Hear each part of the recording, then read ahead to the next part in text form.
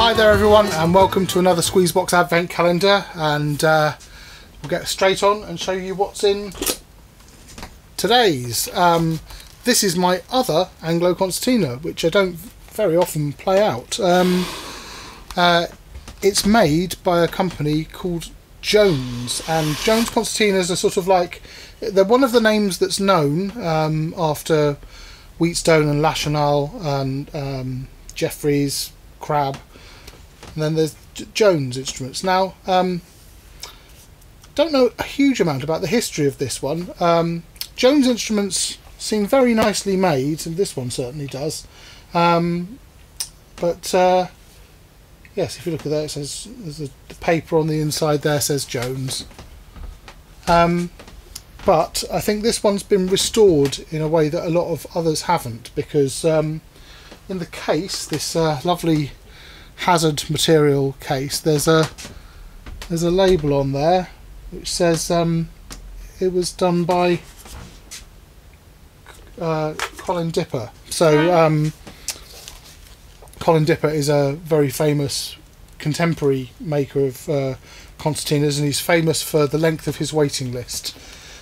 So look at this. So we've got lovely, I presume original green bellows and papers in there, and all I really know about Jones Concertinas is they were considered not quite on a par with some of the other makes, but that they were very loud, and they've got very broad reeds, and we'll see that when we go inside. So yeah,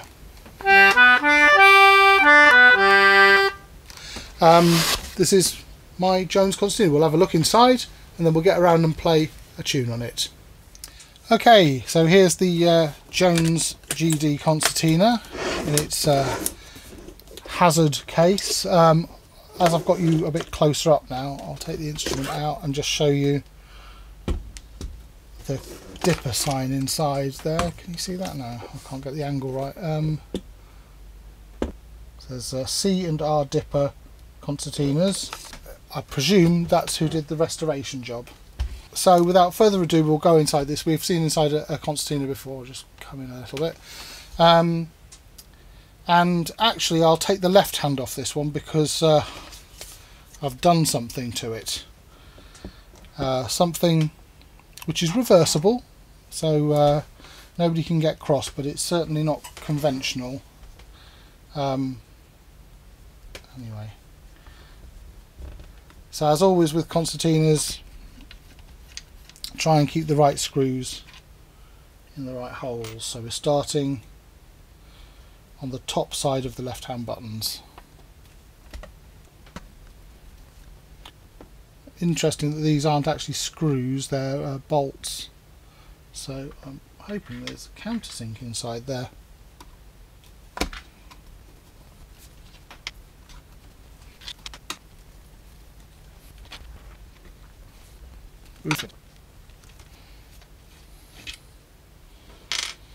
Okay, so we know what to expect now. We've got the end which just pops off like that, and if we take this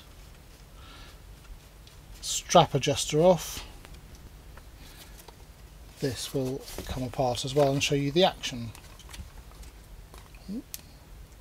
So it does. Oh, there's a screw holds it on, so I won't take that in there. You can see inside the action there, the little pallets.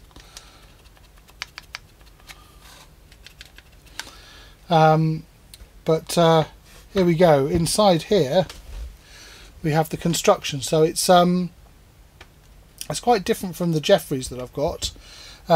We've got kind of a series of reeds going this way rather than being radially out from the centre. They're sort of in straight lines, and also on this side there's a little handle there to allow you to take the middle out because the hole's been filled in.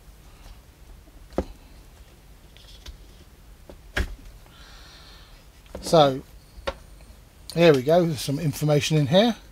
So you can say here, Rosalie Dipper made the bellows. Okay, and so they're not original bellows, they're very nicely made new bellows for the instrument. And it says inside, C. Jones Maker, Commercial Road, I think, or Commercial RPE London, and then has the stamp of Colin Dipper as well. Lovely. I wonder what it says on the other side here. Ah, yeah, so on this side we haven't got as much writing. There's the model number 3585. Now what we can see is that these leathers are slightly more worn than on my other concertina. And yeah, here are the shoes, very sort of broad reeds. The shoes have got a little bit of corrosion on them, but they're not that's not showing in the playing. But there's one reed in here, this one here on the corner. That's one which I put on there, and it's actually, if I can get it out, I've actually made it so it fits in very tightly, so I might be able to get it out. But it's the reed for a Hohner 1 row 4 stop, and the reason I've put this here is because I wanted a low note that it didn't have. I've still got the reed that replaces it, so it can always go back to its original tuning. But I just did it as a little experiment, cut and ground down the reed plate of this Hohner reed, and it actually sounds pretty good in there. There's almost no difference between that and the concertina reeds. I mean, I think if it was all the reeds you'd certainly notice, but just for one low reed. And then the other interesting thing on this side is that you've got these 2 non-reed ones, which are for novelty buttons. So you've got like a squeaker and a whistle. This is the whistle here, and this is the little squeaky noise. I think it's from a squeaky toy. It's like the same as one for a squeaky toy. Lovely. So they, as you can see, they don't have valves for the air going the other direction. So the whistle works in both directions. The squeaky toy only works in one direction. There we go. So if we line the writing up, we should go back in nicely like that, and we can reassemble. Oh yeah, we're going to check to see if there was a countersink in there. And yeah, I won't be able to show you because it's so small, but inside these little holes where to receive the screws, there's a brass, I think it's brass, I can't really tell the colour, but it's shiny countersink which takes this screw and allows it to be replaced more often without chewing up the wood.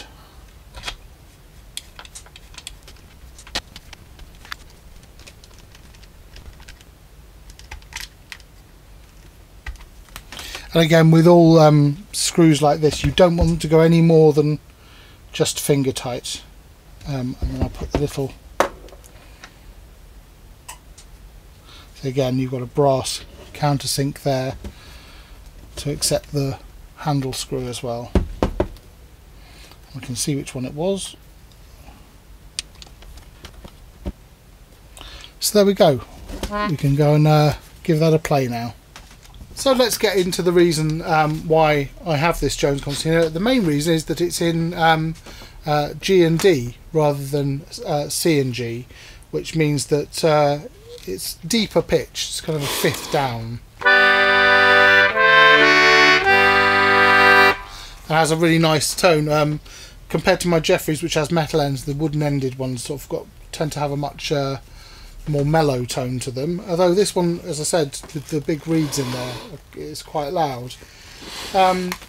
What we have on the left hand keyboard is 3 main rows there, 1, 2, 3 rows of 5, that's normal, and then we've got 2 thumb operated buttons here, and they're both drones in G, but there's a high octave one and a low octave one. And then we have these 2 buttons here on the inside, and they're the only extra really apart from those drones, and we'll have a look at those in a minute. Right hand standard 15 buttons and an air button. So yes, these 2 extra buttons on the inside, well, let's see what they do.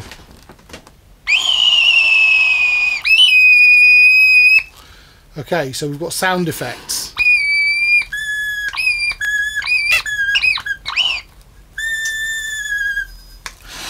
These were used in sort of as novelty buttons, if yeah, when we look inside, we'll see the squeaker and how they work.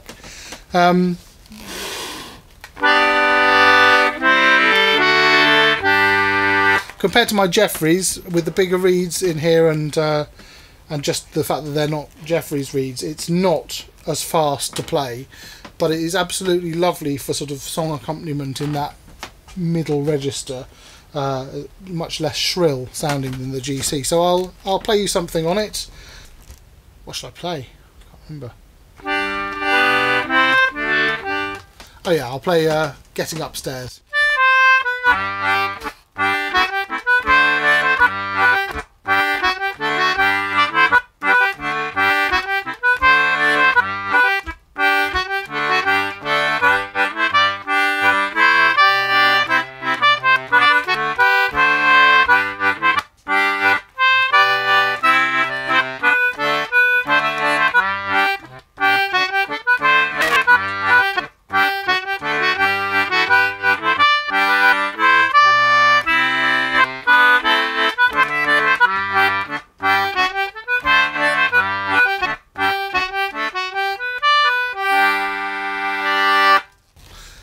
So there you go, nice loud sounding concertina, not the fastest, but yeah, needed if I'm going to play properly in the key of D.